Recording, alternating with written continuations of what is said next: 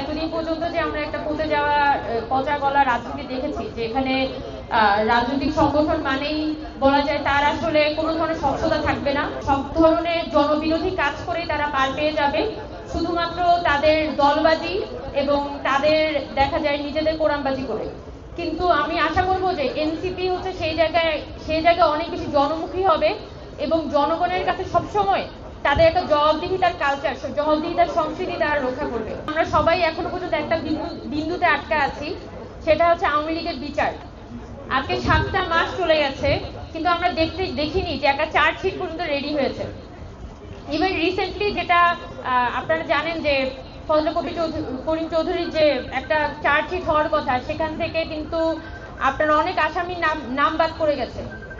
তো এই যে দেখা যাচ্ছে যে এরকম দাগি আসামি তারাও কিন্তু নানানভাবে এখন রাষ্ট্রীয় বাহিনীর সহযোগিতায় পার পেয়ে যেতে পারছে একটা অভ্যুত্থানের পরে এসে। তো এগুলো কিন্তু অনেক বড় ধরনের রেড সিগন্যাল। বাংলাদেশের সংস্কার কাঠামোর ভিতর যে সমস্ত বড় বড় সংস্কারগুলোর ইন্টারিম গভর্নমেন্টের সংস্কার করার কথা, এই সংস্কারগুলোতে বাধা দেওয়াটা আমরা মনে করি জুলাই গণ অভ্যুত্থানের বিরোধী প্রতিষ্ঠান।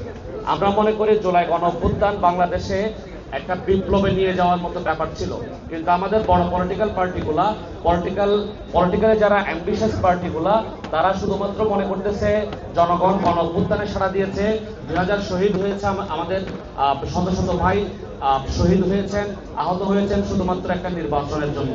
আমরা এই ব্যাপারটাকে প্রশ্নবিদ্ধ করে আজকের এই প্রোগ্রাম থেকে আমরা বলতে চাই, বাংলাদেশের পলিটিক্যাল পার্টিগুলা যদি এই ধরনের সিচুয়েশন হয়, আমরা রাজনৈতিক সংস্কারের যে পজিশন, এই পজিশনটাকে আমাদের বিপ্লবী পজিশনতে রূপান্তরিত করতে হবে। ফ্যাসিবাদের বিরুদ্ধে লড়াইয়ে যারা সংগ্রাম করেছেন, সেই সংগ্রামে আপনারা ছিলেন আমাদের সহযোদ্ধা, আমরা ছিলাম আপনাদের সহযোদ্ধা।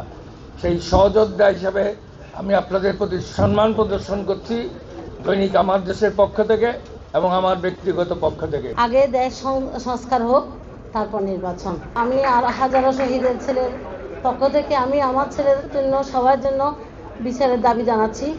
এই স্বৈরাচার আমাদের এই হীরের টুকরোদেরকে শেষ করে দিয়েছে তাদের ক্ষমতার জন্য। তো আল্লাহ নারাজ হলে কেউ কোনোদিনও নিজের ক্ষমতা রক্ষা করতে পারে না। আল্লাহ ওই স্বৈরাচারের উপর নারাজ হয়েছে। আর কোনো স্বৈরাচার যেন এই দেশে আসতে না পারে, কোনো বৈষম্য যেন এই দেশে না হয়। এই এনসিপি হয়েছে দুইটি কারণে। একটা হচ্ছে আমাদের একটা প্রথম স্লোগান ছিল মেধা না কোটা, মেধা না কোটা, ওখানে আমরা বলেছিলাম মেধা। আর পরবর্তীতে আসছিল এক দফা, যেটা ছিল ফ্যাসিস্টের এবং ডেমোক্রেসির উত্তরণ। সেই ফ্যাসিস্টকে আমরা প্রতিহত করেছি। তো এখন যেটা হলো দুটা কারণ, একটা মেধা দিয়ে বাংলাদেশ চলবে এবং বাংলাদেশ চলবে গণতন্ত্র দিয়ে। এটাই হচ্ছে আমাদের সামনের ভবিষ্যৎ এবং এনসিপি এটা দিয়ে এগিয়ে যাবে। 1971 সালে যেমন সশস্ত্র সংগ্রাম হয়েছিল, আমি বলবো যে আসলে আমাদের 20-এর অভ্যুত্থানটা সশস্ত্র কোনো সংগ্রাম না, এটা হচ্ছে একটা বুদ্ধিবৃত্তিক সংগ্রাম। এই সংগ্রামের মাধ্যমে আমরা হচ্ছে একটা সম্পূর্ণ ত্রাসের রাজত্ব যেটা ছিল 16 বছর যেটা কায়েম হয়েছিল, সেই ত্রাসের রাজত্বকে আমরা ভেঙে দিতে সক্ষম হয়েছি। তো আমাদের এর পরবর্তী সময়ে আগামীতে যাতে আর কোনো ফেসিবাদ ব্যবস্থা কায়েম হইতে না পারে, সেই জন্য আমাদের কিন্তু সজাগ দৃষ্টি রাখতে হবে এবং আমাদের বাংলাদেশের প্রতিটা মানুষকে তাদের অধিকারের বিষয়ে সচেতন করতে হবে। প্রতিটা মানুষকে তাদের রাজনৈতিক যে আকাঙ্ক্ষা আছে, সেই আকাঙ্ক্ষাকে প্রস্ফুটিত করার একটা সুযোগ করে দিতে হবে।